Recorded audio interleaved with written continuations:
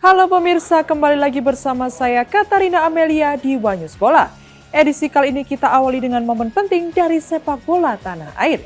Timnas Arab Saudi ambil langkah serius jelang ronde keempat kualifikasi Piala Dunia. Pelatih Hervé Renard mengutus staf khusus untuk memantau langsung kekuatan timnas Indonesia dan Irak. Informasi lainnya pemirsa masih seputar sepak bola tanah air. Timnas Indonesia menghadapi laga krusial ronde keempat kualifikasi Piala Dunia 2026 zona Asia dengan wasit kontroversial. PSSI telah mengajukan protes resmi karena sebagian besar pengadil termasuk petugas VAR berasal dari kawasan yang sama dengan lawan Arab Saudi dan Irak. Pemirsa, inilah Wanyus Bola selengkapnya.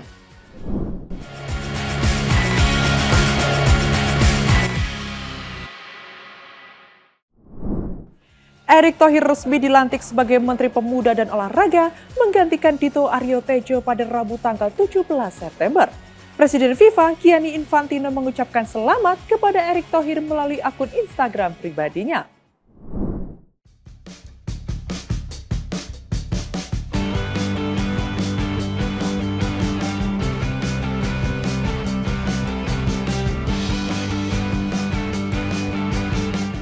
Erick Thohir dilantik sebagai Menteri Pemuda dan Olahraga atau Menpora, menggantikan Dito Aryo Tejo pada Rabu 17 September.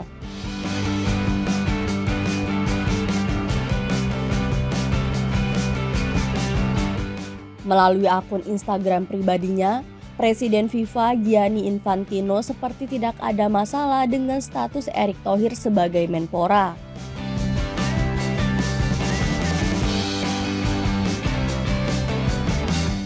Ia malah menyambut baik dan mengucapkan selamat kepada Erick Thohir.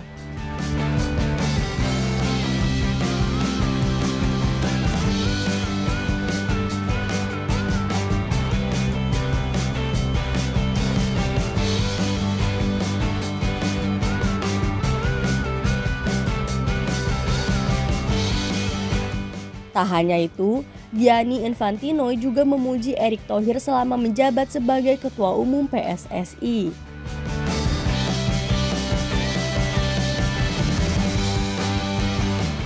Ia pun mendoakan kesuksesan Erick Thohir dalam upaya membawa olahraga kemanapun dan memperkenalkan sepak bola kepada setiap anak di Indonesia.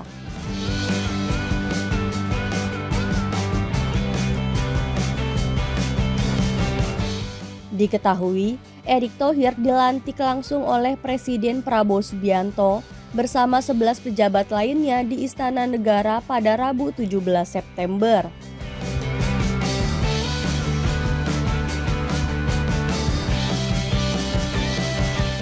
Usai dilantik, Erick Thohir mengatakan akan menyerahkan sepenuhnya ke FIFA tentang apakah ia boleh rangkap jabatan sebagai Menpora dan Ketua Umum PSSI.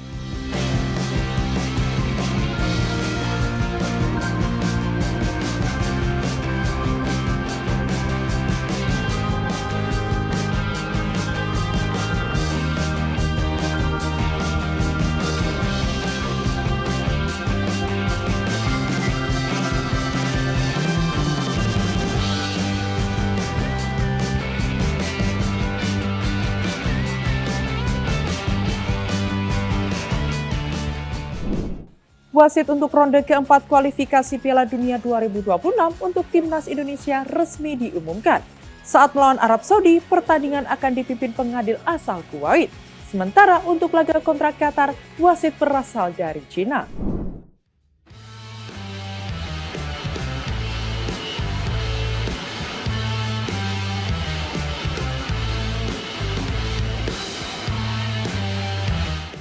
Nasib kurang menguntungkan menghampiri timnas Indonesia jelang laga ronde keempat kualifikasi Piala Dunia 2026 zona Asia.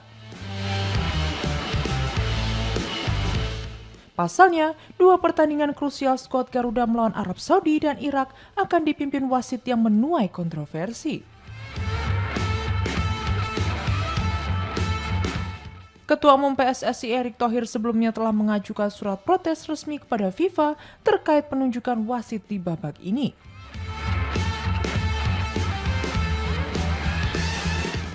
PSSI menilai keputusan tersebut berpotensi merugikan skuad Garuda.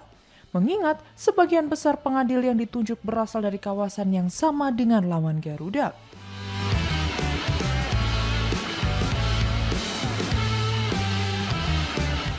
Dilansir dari akun X ASEAN Football, laga Indonesia kontra Arab Saudi akan dipimpin wasit asal Kuwait, Ahmed Al-Ali. Bahkan seluruh perangkat pertandingan termasuk wasit VAR juga berasal dari Kuwait.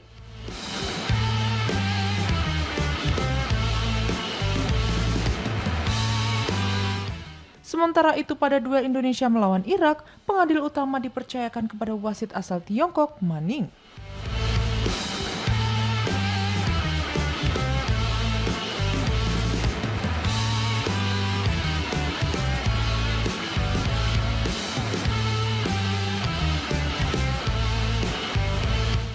Nama Ning bukan sosok asing di Asia, lantaran pernah memimpin laga final Piala Asia 2023.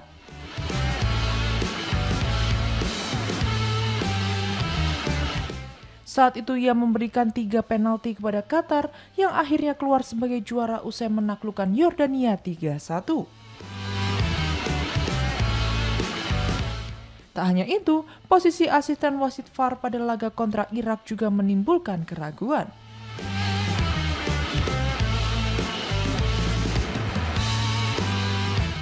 Pengadil asal Thailand Sivakorn Fuudom ditunjuk untuk mengisi peran tersebut.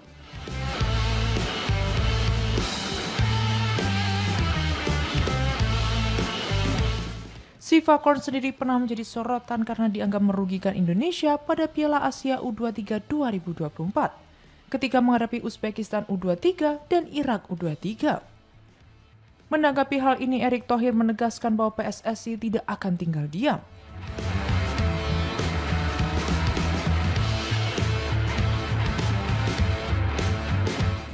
Ia berharap FIFA dan AFC dapat bersikap netral serta profesional dalam menentukan perangkat pertandingan.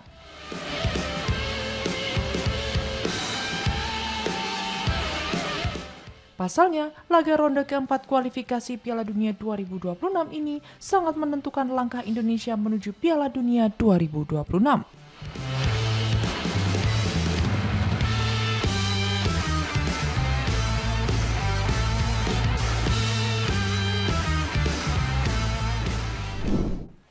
Timnas Arab Saudi mengambil langkah serius jelang ronde keempat kualifikasi Piala Dunia 2026 zona Asia. Pelatih Hervé Renard mengutus staf khusus untuk memantau langsung kekuatan timnas Indonesia dan Irak, dua rival utama yang akan mereka hadapi pada Oktober mendatang.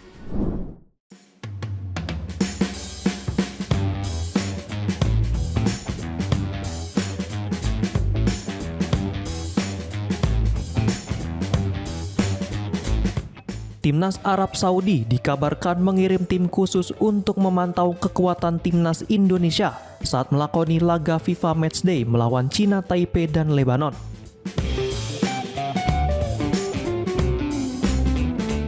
Langkah ini dilakukan sebagai persiapan menghadapi ronde keempat kualifikasi Piala Dunia 2026 zona Asia.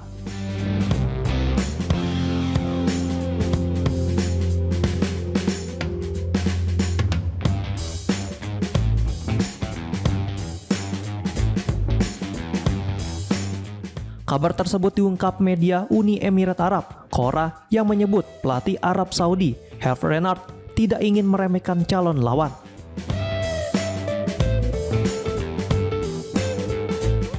Dirinya menugaskan dua asistennya untuk menganalisis langsung permainan Irak dan Indonesia, dua pesaing utama mereka di babak playoff.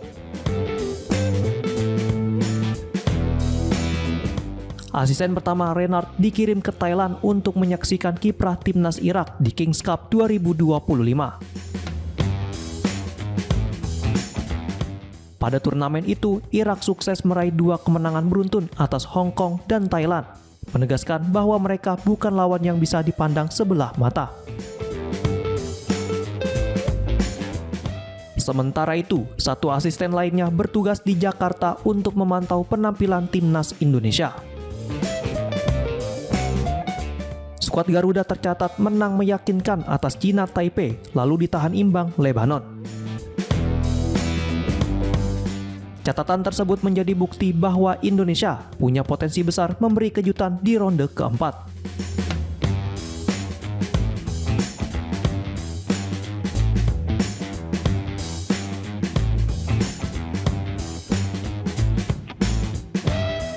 Menurut media Uni Emirat Arab itu, langkah Renard ini bertujuan mengidentifikasi kekuatan sekaligus kelemahan lawan. Data yang terkumpul akan menjadi bahan evaluasi penting sebelum Arab Saudi menghadapi Indonesia dan Irak di Jeddah pada Oktober mendatang. Diketahui, timnas Indonesia sendiri dijadwalkan lebih dulu menghadapi Arab Saudi pada Selasa 8 Oktober 2025, lalu berhadapan dengan Irak pada Jumat 11 Oktober 2025. Nantinya hanya juara grup yang berhak lolos langsung ke Piala Dunia 2026. Sementara peringkat kedua harus kembali berjuang di babak kelima melawan tim dari konfederasi lain.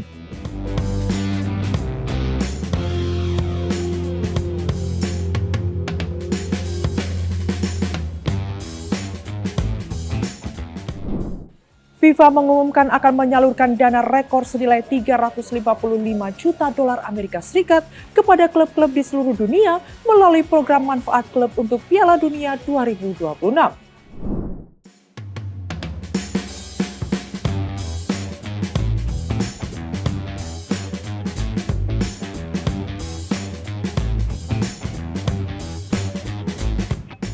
FIFA akan menyalurkan dana sebesar 355 juta dolar Amerika Serikat atau sekitar 5,8 triliun rupiah kepada klub-klub di seluruh dunia melalui skema program manfaat klub yang diperluas untuk Piala Dunia 2026.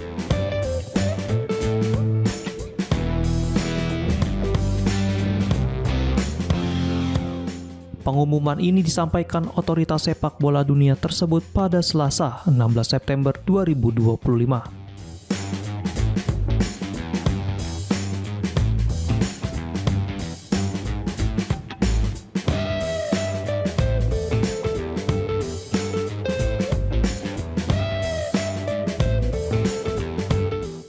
Jumlah tersebut meningkat hampir 70% dibandingkan 209 juta dolar Amerika Serikat yang dibagikan usai Piala Dunia 2022 di Qatar.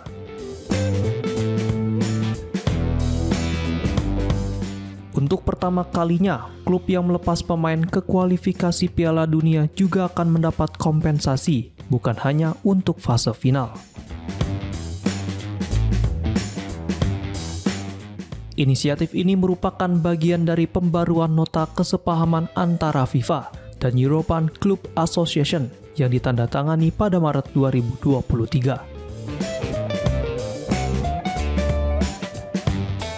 Sementara itu, program ini memiliki tujuan untuk menciptakan sistem sepak bola klub global yang lebih inklusif dan adil.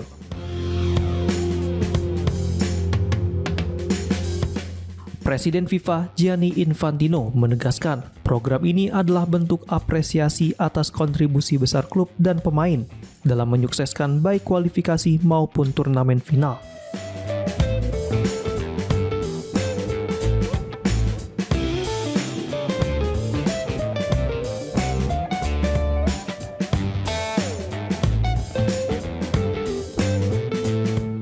Sejak diperkenalkan pada Piala Dunia 2010 di Afrika Selatan, ratusan klub telah menerima manfaat program ini.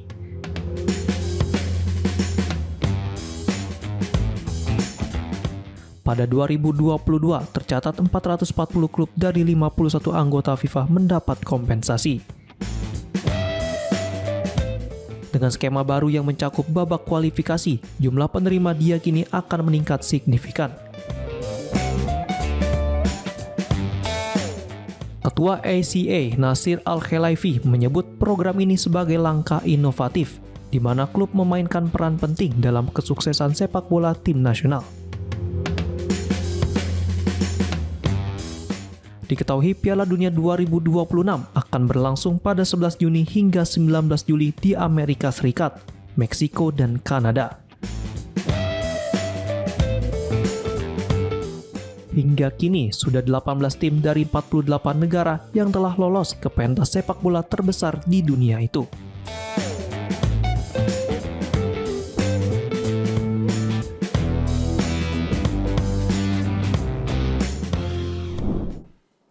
Eric Cantona menilai FIFA dan UEFA berstandar ganda dalam bersikap tidak konsisten terhadap konflik global. Ia membandingkan sanksi cepat yang dijatuhkan kepada Rusia dengan kelonggaran terhadap Israel. Kritik tersebut disampaikan Cantona dalam konser solidaritas untuk Palestina di London.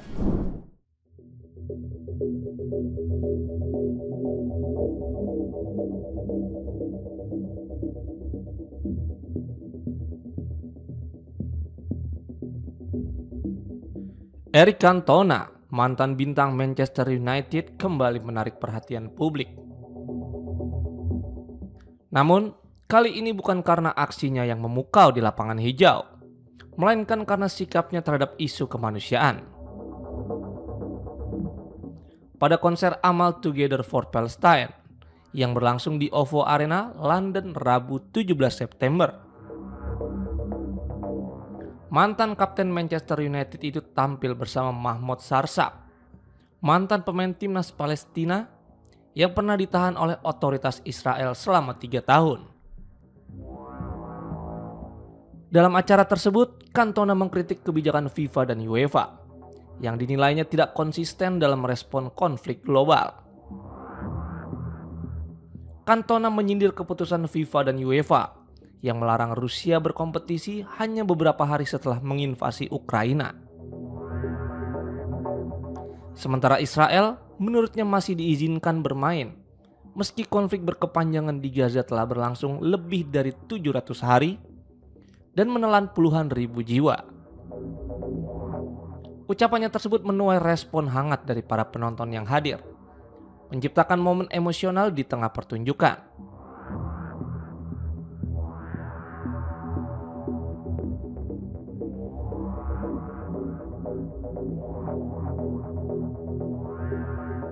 Pernyataan ini menegaskan posisi Cantona yang sejak pensiun kerap bersuara lantang terkait isu sosial dan kemanusiaan, termasuk dalam ranah olahraga.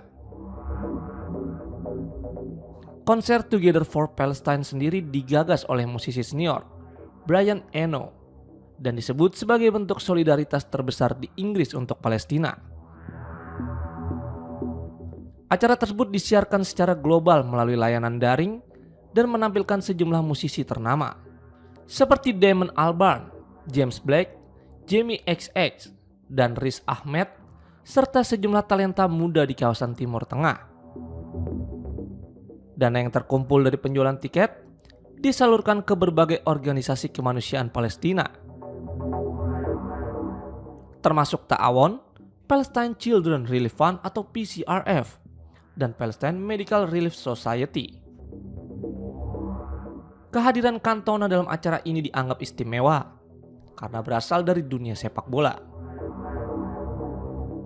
Karena sepak bola dianggap sektor yang selama ini dinilai enggan bersuara dalam isu-isu kemanusiaan. Dari sosok kontroversial yang dulu dikenal lewat selebrasi ikonik dan aksi protes di lapangan, Cantona kini menjelma menjadi figur publik yang memanfaatkan pengaruhnya untuk menyerukan keadilan. Timnas Indonesia U17 asuhan Nova Arianto terus mematangkan persiapan menuju Piala Dunia U17 2025. Setelah menjalani TC di Bulgaria dan kalah tipis 0-1 dari Makedonia Utara, Garuda Muda akan kembali melanjutkan pemusatan latihan di Dubai pada Oktober mendatang.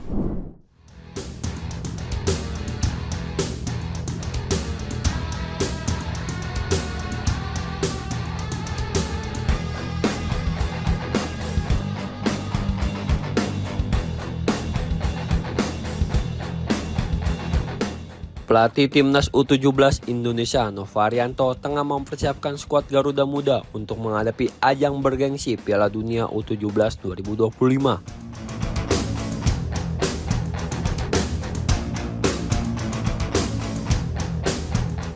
Salah satu rangkaian persiapan dilakukan melalui pemusatan latihan di Bulgaria yang diisi dengan sejumlah laga uji coba internasional.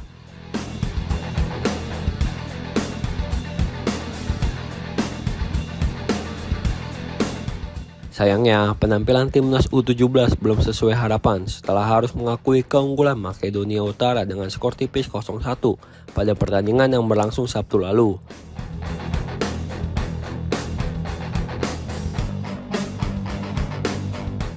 Meski demikian, Novarianto menegaskan bahwa hasil tersebut tetap memberikan banyak pelajaran penting.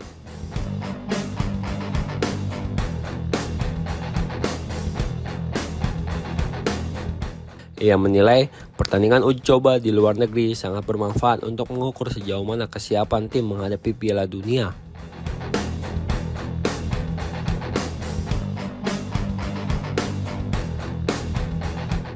Kesalahan yang muncul di lapangan, terutama soal konsentrasi pemain, menjadi catatan besar.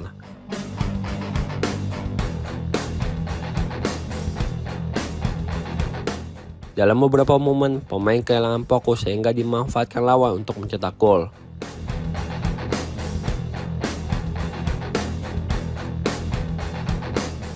Menurutnya, sisa waktu yang ada akan dimanfaatkan untuk evaluasi dan pemantapan skuad.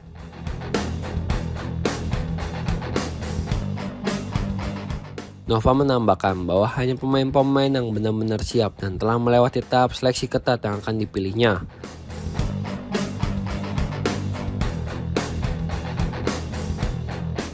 Agenda TC terakhir Yogyakarta juga akan menjadi penentu sebelum Garuda Muda bertolak ke Dubai pada bulan Oktober mendatang.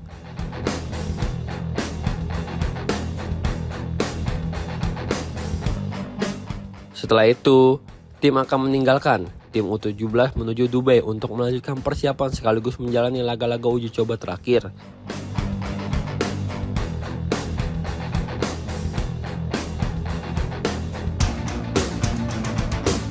Dari sana, mereka akan langsung terbang ke Qatar guna tampil di Piala Dunia U17 2025.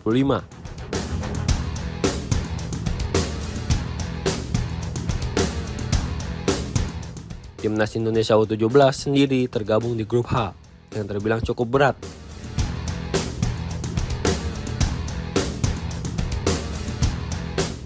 Selain tim Merah Putih, grup ini juga dihuni oleh raksasa sepak bola Brazil U17, serta dua tim kuat lainnya Honduras U17 dan Zambia U17.